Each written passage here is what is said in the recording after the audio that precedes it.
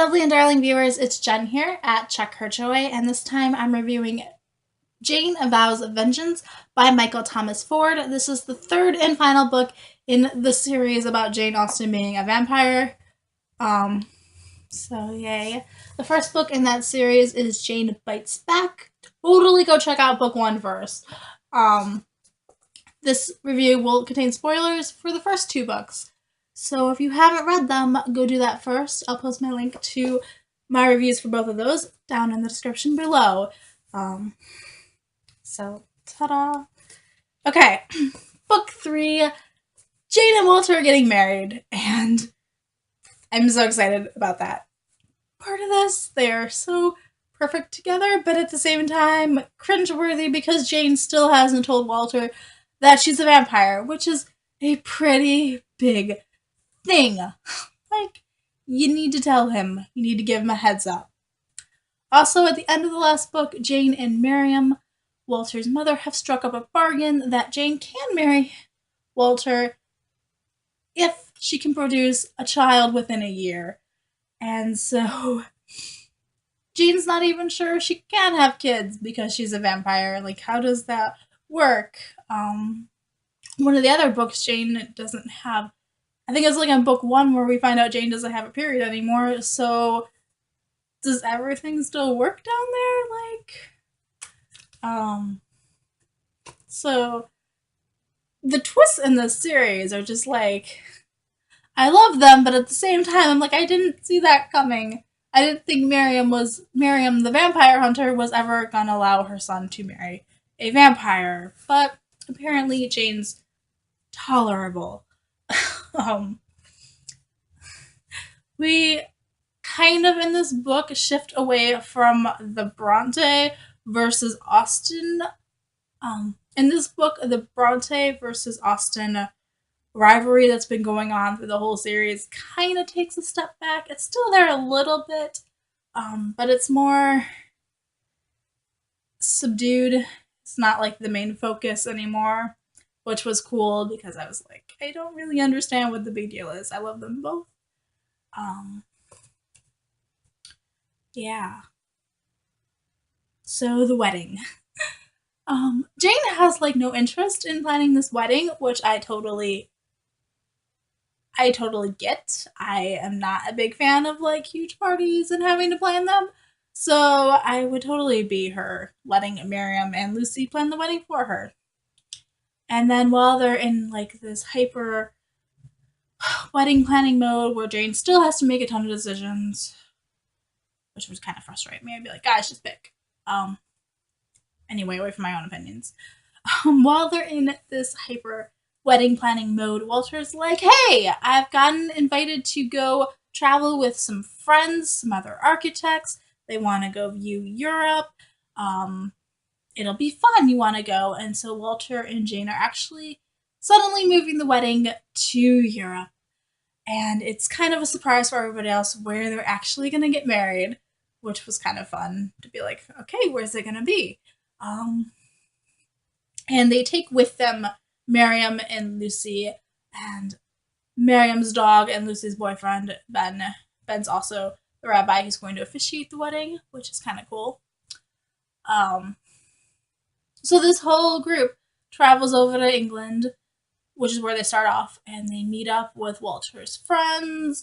Jane gets to meet all these different architects. I don't really remember all of them. I remember that there's a husband and a wife, or ex-husband and wife, who still work together in a working relationship, but not a romantic one anymore. And like the group kind of splits between agreeing with the husband and agreeing with the wife, and their different views of architecture and everything. And it's interesting dynamic. It's been a few weeks since I finished this book, so I don't really remember every single one of the architects. I remember there's like an Australian or something that was really funny. But it's kind of cool to see this other side of Walter's life and to see like Jane trying to fit in with everybody and figure out all the gossip. There's also a murder that occurs in this book, and it turns into this Agatha Christie style mystery to solve who committed the murder, which I loved it. so much to have that like whodunit aspect to this book also, and for it to not just be Jane Austen stories. So I love Agatha Christie. That was so much fun to like have this whole aspect of it, without spoiling what happens or who dies or who does it. Just that this thing exists and it's amazing. Um, there are also a lot of references to Lord Byron. Like the group is obsessed with Byron, even though Byron's not there. And Jane's like, "Do I tell him this or not when I get home?"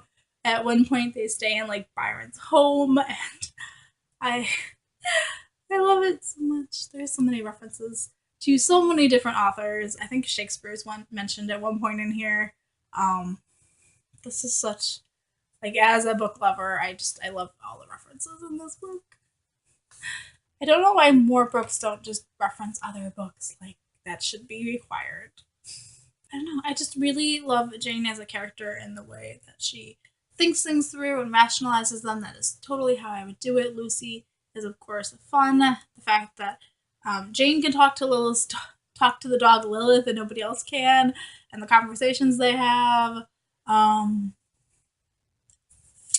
It's just, it was a really fun ride and like the best ending the series could have had.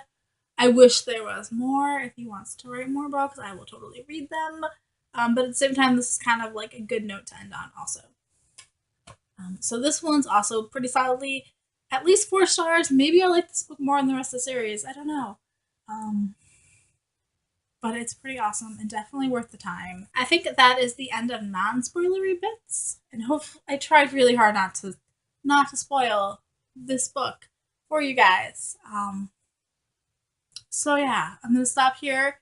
If you haven't read the book, go do that. It's amazing. And if you have read this book, then here is my opinions on the whole rest of this, because there won't be another book for me to start off with, I guess. So spoilers. That's what I'm saying, is spoilers.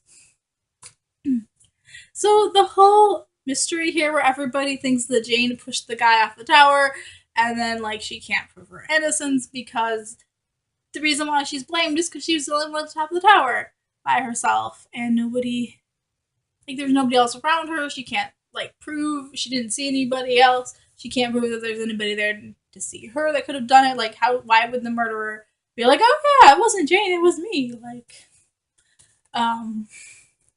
so trying to find out the whole who solved this. There's a point where Miriam gets kidnapped and Jane's trying to rescue her, and like the whole Miriam and Jane are constantly like having to compromise and make agreements and pacts that like neither one of them wants to do, but it's for like Walter's own good and for their relationship, so they don't like Walter would be severely pissed off if they killed each other, you know?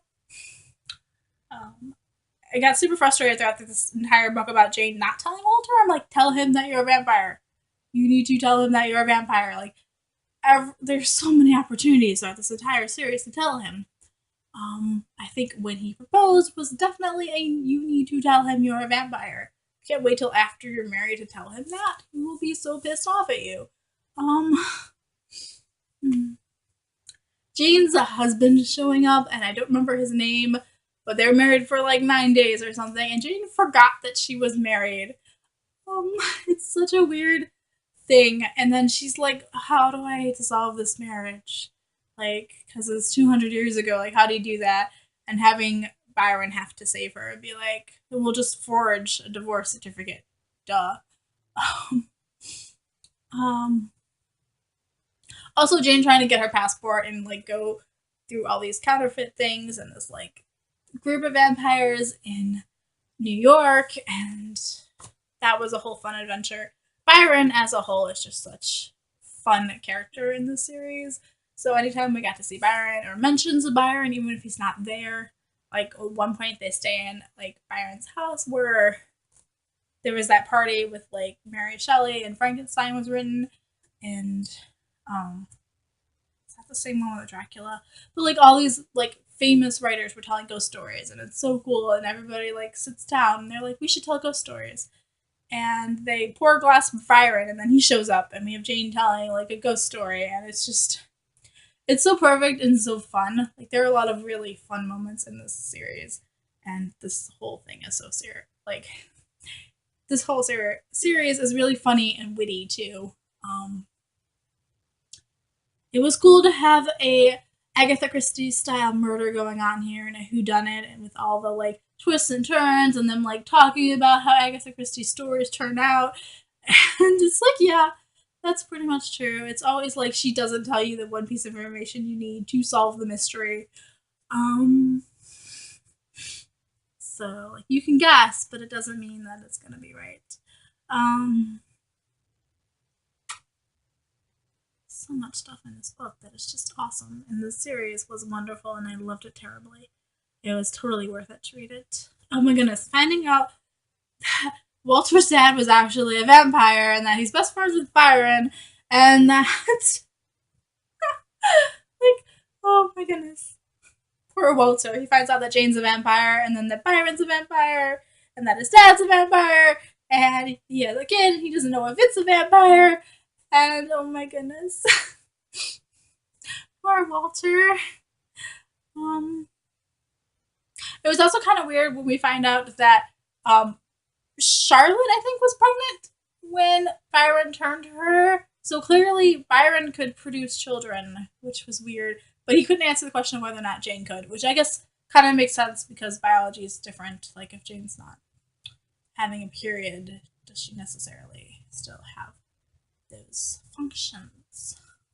There was a lot pressed on here about like the soul thing and trying to figure out how to find Crispin's needle so that Jane could turn back into human, whether or not that was even possible. And these the mysterious librarian sounded awesome too. So there's just a lot of development in here. Like, this last book still had plenty of surprises and things that I wasn't expecting, and it was just fun to be along for the ride. It was kind of disappointing in the end that Charlotte was the one who committed the murder in the end. Like, we had to go back to Charlotte again. But otherwise, I really love this, and I kind of want to know what it's like with them raising a kid and how that turns out. So, whether or not the child is a vampire or not, and whether or not the needle actually works, I'm still not convinced that it does. So I kind of hoping it's a vampire child so Jane can turn Walter and not use the needle, because I'm, not sold that that's actually going to work. There's still unanswered questions at the end of the series too. But, ta-da! If you guys have read this book, which hopefully you have if you've made it to the end of my spoilery section, let me know in the comments below what you thought of it. Yeah. Peace out. I love you guys, and keep reading. Bye!